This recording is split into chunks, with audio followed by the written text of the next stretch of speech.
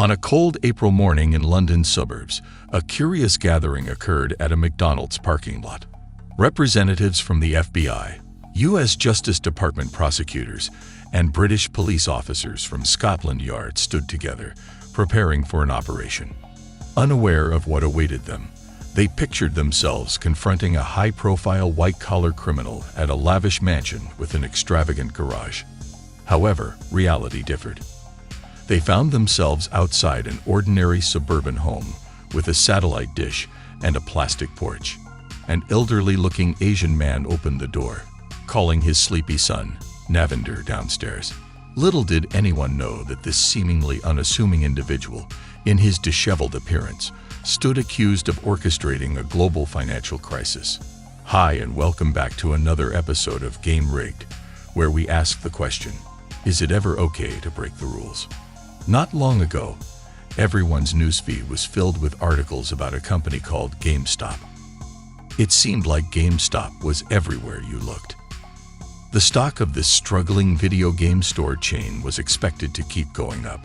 But for most people, it didn't seem like a big deal. GameStop was just a store where we could buy video games. However, a group of small-time traders on Reddit came together, bought shares of GameStop, made the stock price go up, and made a lot of money. This disrupted the plans of some big hedge funds. That story raised important questions about fairness in finance. Who is really to blame here? Are the individuals trying to outsmart the rich by playing their own game? Or are the rich people manipulating the market for their benefit? But GameStop is not the first time when the underdog spelled trouble for the market. A few years ago, another young trader became famous. Some people saw him as a hero, like a Robin Hood figure, who went against the system. Others saw him as a reckless criminal who might have caused a $1 trillion loss in the global financial market. The story of this mysterious person's rise to fame and infamy begins in 2010. It was only 2 years after the global financial crisis, and the markets were very uncertain. There were riots in Greece, elections in the UK, and bad economic news from the US. All these things scared people, and prices were dropping a lot. Liam Vaughan, the author of Flash Crash, A Trading Savant, A Global Manhunt, and the most mysterious market crash in history, worked as an investigative journalist at Bloomberg. On May 6, 2010, his office was calm amidst common doomsday predictions after the financial crisis. Financial markets suddenly plummeted as the clock struck 2:41 p.m. in New York, 7:41 p.m. in London, and 2:41 a.m. in Hong Kong. Within 4 minutes, trillions of dollars were lost, causing panic reminiscent of the 2008 stock market crash. People were left asking, what just happened? It was the largest and fastest financial crash ever recorded. Meanwhile, in Washington, D.C., the Commodity and Futures Trading Commission buzzed with activity, led by investigator Jessica Harris, examining potential market manipulation. The news of the crash reached them, signaling an unforgettable day in the markets. Clearly, it wasn't just nervous investors causing the crash as usual. The speed of the events indicated something else was behind this unprecedented occurrence. Jessica and her team began investigating, exploring theories like the fat finger mistake, where a wrong trade is entered, similar to typing the wrong button in a text message. But these theories didn't yield results, and years passed with no breakthrough. The case seemed stuck, and they accepted the truth may never be uncovered. Then, out of nowhere, Jessica received a life-changing phone call. In 2012, Jessica's phone rang, and an attorney from their Kansas City office delivered shocking news. Financial data sets related to the flash crash had surfaced, unveiling a revelation that would turn the case around. The information hinted at one person being at the center of it all. In 2015, Liam Vaughan came across Navinder Singh arrest and was tasked with writing a profile on him. Navinder, a first-generation Sikh immigrant from London, had a typical upbringing, enjoying sports and video games, especially FIFA soccer. Gifted with a photographic memory and strong math skills, Navinder excelled in gaming, reaching a world ranking of 700th. His future became uncertain until he met a college friend who introduced him to the world of trading. During the dot-com boom, Navinder immersed himself in the stock market, eventually joining Futex, a trading firm emphasizing electronic trading and analytical skills. Navinder's determination and unique trading style helped him become his trading firm's favorite and most successful trader. Navinder Sarao had a different way of trading and had done really well in the market. But at the same time, high-frequency traders, HFT, were becoming popular. These HFT traders used special algorithms and supercomputers to make trades super fast. Nav thought these HFT traders were taking over the markets and doing things that weren't fair. He shared his frustration on an online forum, saying that it was like cheating and that something needed to be done about it. Nav believed that HFT traders had an unfair advantage over regular traders like him, and the playing field wasn't level anymore. He wasn't the only one who thought this way. According to author Michael Lewis, the U.S. stock market has become a system where some people have an advantage because they can make trades fast, while others don't. The people with resources pay attention to tiny fractions of a second, but those who don't know about it are clueless. Nav felt strongly about the speed of high-frequency traders and decided to do something about it. Just 3 days later, he announced that he would become an HFT. He wanted to beat the high-frequency traders at their own game. Nav comes up with a plan called spoofing, which is like bluffing in poker.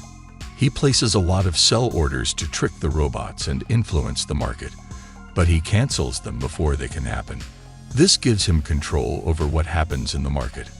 Nav gets a computer developer to make a basic algorithm for him, which he calls the Nav Trader. Nav started making a lot of money when he started using this algorithm. Sometimes, more than 6 figures in one day. This got the attention of regulators because what Nav was doing didn't follow the established rules. In 2010, the U.S. government passed the Dodd-Frank Act to regulate high-speed trading firms. They wanted to distinguish between legitimate algorithmic trading and illegal practices like spoofing. Nav received an email from his broker saying the exchange was looking into his frequent placement and cancellation of big orders. But Nav was not bothered.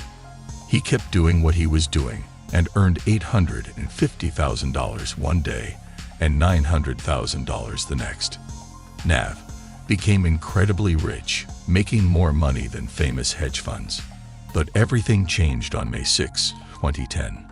On May 6, 2010, Nav was busy working on his Nav Trader activities in his bedroom.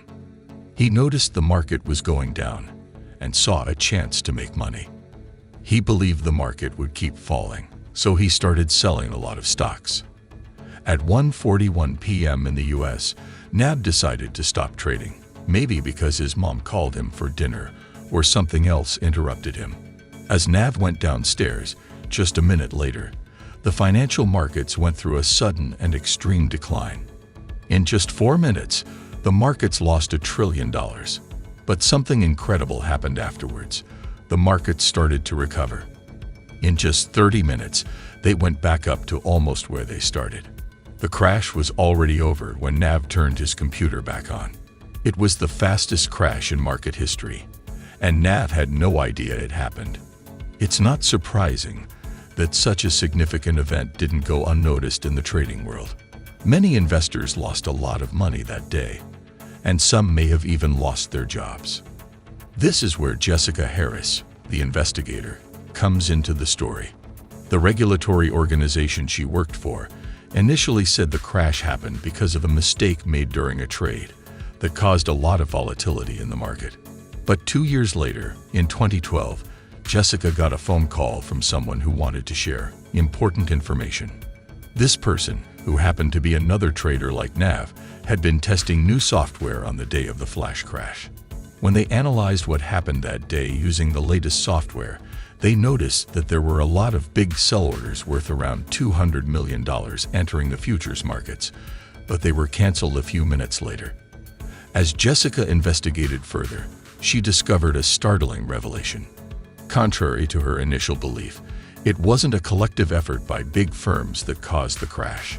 Instead, It was the actions of a single trader who unleashed a torrent of trades, sparking widespread panic. Determined to uncover the truth, Jessica sought answers. Who was this trader? Where were their accounts? Were they still active?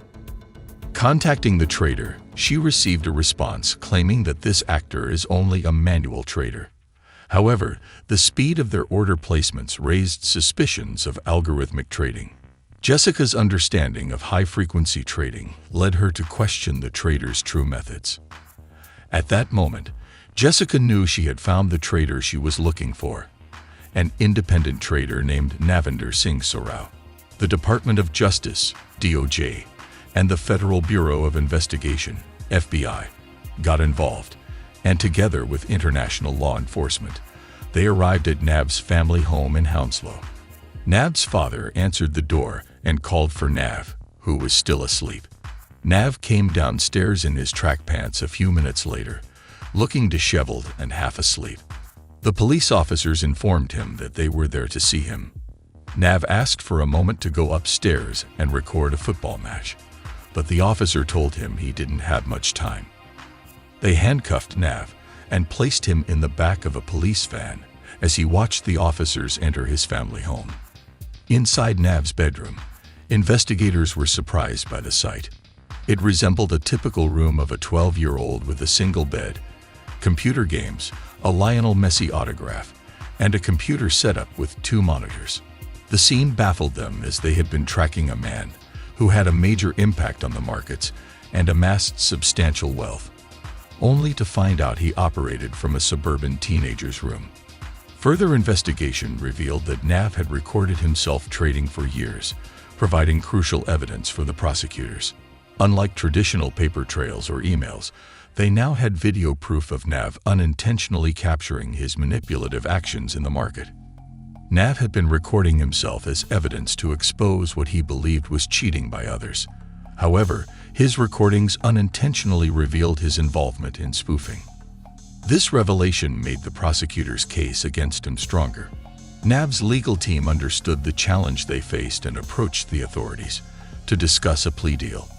Nav was willing to admit guilt for certain charges and cooperate by sharing his knowledge of market manipulation, spoofing, and high-frequency trading practices. In a surprising twist, Nav became a valuable asset to the authorities. He educated them about cheating methods in the markets, spoofing, and the activities of high-frequency traders.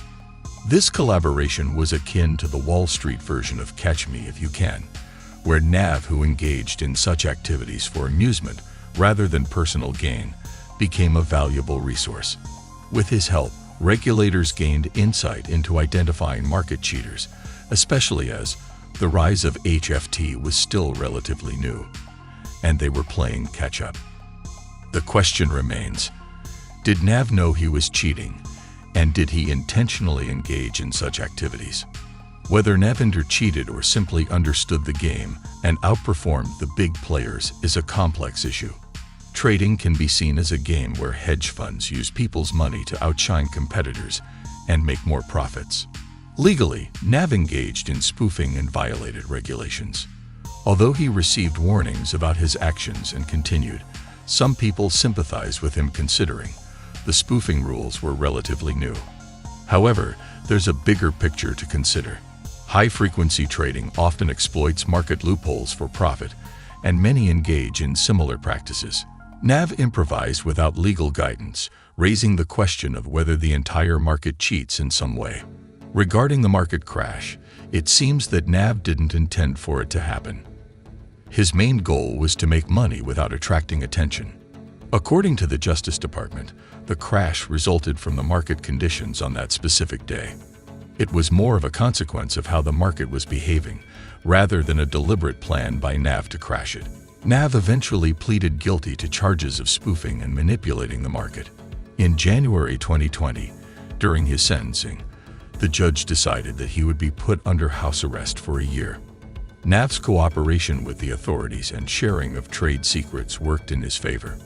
Interestingly, a few months later, the whole world went into lockdown due to the COVID-19 pandemic, so Nav ended up experiencing a similar situation as many others.